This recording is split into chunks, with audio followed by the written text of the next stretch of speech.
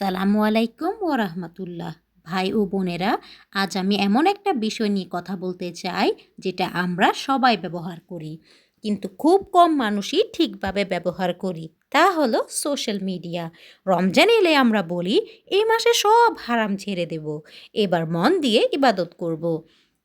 কিন্তু বাস্তবে কি হয়? সেহরির পর একটু স্ক্রলিং, জোহরের আগে একটু স্ক্রলিং, ইফতারের আগে একটু স্ক্রলিং, আর রাতের তারাবিহের পর শেষবার বলে আর একটু স্ক্রলিং।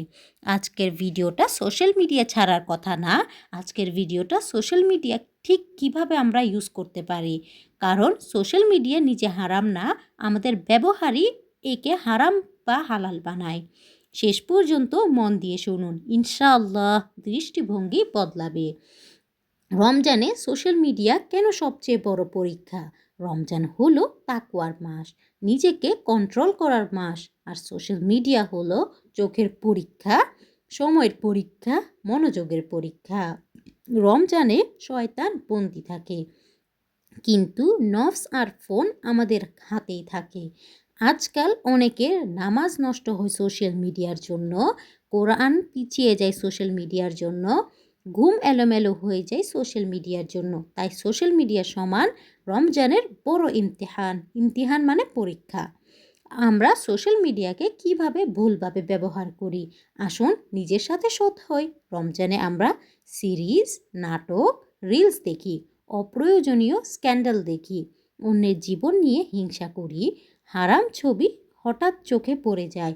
আমরা বলি ইচ্ছা করে দেখিনি, কিন্তু চোখ তো দেখেছে, মন তো নষ্ট হয়েছে। এইভাবে সোশ্যাল মিডিয়া আমাদের রোজার রুহ আস্তে আস্তে কমিয়ে দেয়। সোশ্যাল মিডিয়া কি পুরোপুরি ছেড়ে দিতে হবে? অনেকেই ভাবে রমজানে সোশ্যাল মিডিয়া ছেড়ে দিতে হবে। সবার পক্ষে কি সম্ভব? কখনোই না।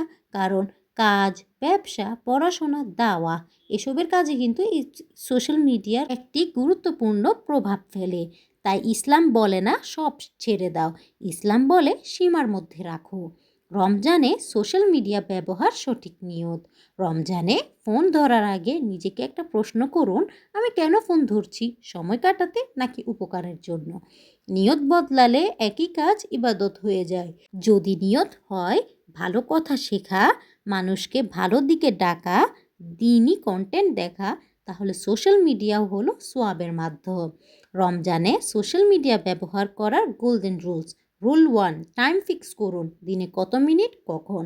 ফজরের পর নয়, ইফতারের আগে নয়। Rule 2, unfollow and block. হারাম কন্টেন্ট, ফালতু পেজ, সময় নষ্ট করা অ্যাকাউন্ট, এগুলো সবকে আনফলো এবং ব্লক করুন। রমজান হলো cleaning time. Rule number 3, silent mode. নামাজের সময়, কোরআনের সময় মোবাইলকে সাইলেন্ট মোডে রাখুন। ফোন আমার কন্ট্রোল, আমি ফোনের না। সোশ্যাল মিডিয়া দিয়ে কিভাবে সোয়াব কমাবো? রমজানে সোশ্যাল মিডিয়া হতে পারে দাওয়ার মাধ্যম, সদকায়ে জারিয়ার রাস্তা।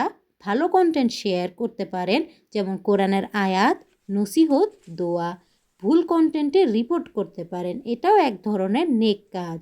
নিজে ভালো হওয়ার চেষ্টা করুন। সবাইকে ঠিক করতে না পারলেও নিজেকে ঠিক করা হলো সবচেয়ে বড় সোয়াব। আপনি কি জানেন সবচেয়ে বিপজ্জনক জায়গা কি? Just 5 minutes. এই 5 মিনিট 30 মিনিট হয়ে যায়, 1 ঘন্টা হয়ে যায়, আর শেষে নামাজ দেরি, কোরআন বাদ। এই জাস্ট 5 মিনিটস রমজানের অনেক বরকত নিয়ে যায়। রমজানে কন্টেন্ট ক্রিয়েটরদের জন্য বিশেষ নসিহত। যারা ভিডিও বানান, আপনার কন্টেন্ট মানুষকে কোথায় নিয়ে যাচ্ছে? নামাজের দিকে না গুনাহের দিকে? রমজানে ভুল কন্টেন্ট হাজার গুনাহের কারণ হতে পারে, কিন্তু ভালো কন্টেন্ট হাজার সোয়াবের কারণও হতে পারে। যদি সোশ্যাল মিডিয়াতে গুনাহ হয়ে যায়, মানুষ তো ভুল করবে, কিন্তু স্ক্রল থামান, সাথে সাথে তাওবা করুন, আবার চেষ্টা করুন। রমজান মানে পারফেক্ট হওয়া না, রমজান মানে ফিরে আসা। ভাই ও বোনেরা, আমরা এই চ্যানেলে কন্টেন্ট বানাই সোশ্যাল মিডিয়া ছাড়তে শেখাতে না, সোশ্যাল মিডিয়া ঠিকভাবে ব্যবহার করতে শেখাতে। আপনি যদি চান ফোন হাত থেকেও আল্লাহর কাছাকাছি থাকতে, রমজানকে নষ্ট না করে কাজে লাগাতে, ধীরে ধীরে নিজেকে বদলাতে, তাহলে এই চ্যানেলটিকে দয়া করে সাবস্ক্রাইব করুন। এটি কোনো সংখ্যা বাড়াবার জন্য না, দিনের পথে একসাথে চলার জন্য। ভিডিওটি শেয়ার করুন, হয়তো কারো রমজান আজ বাঁচবে। হে আল্লাহ, আমাদের চোখ, কান ও আঙ্গুলকে হেফাজত করো। আমাদের ফোনকে গুনাহের মাধ্যম না বানিয়ে সোয়াবের মাধ্যম বানিয়ে দাও। রমজান শেষে আমরা যেন বদলতে পারি, এই মাসটা আমার জীবন বদলাতে শুরু করেছে। আমিন।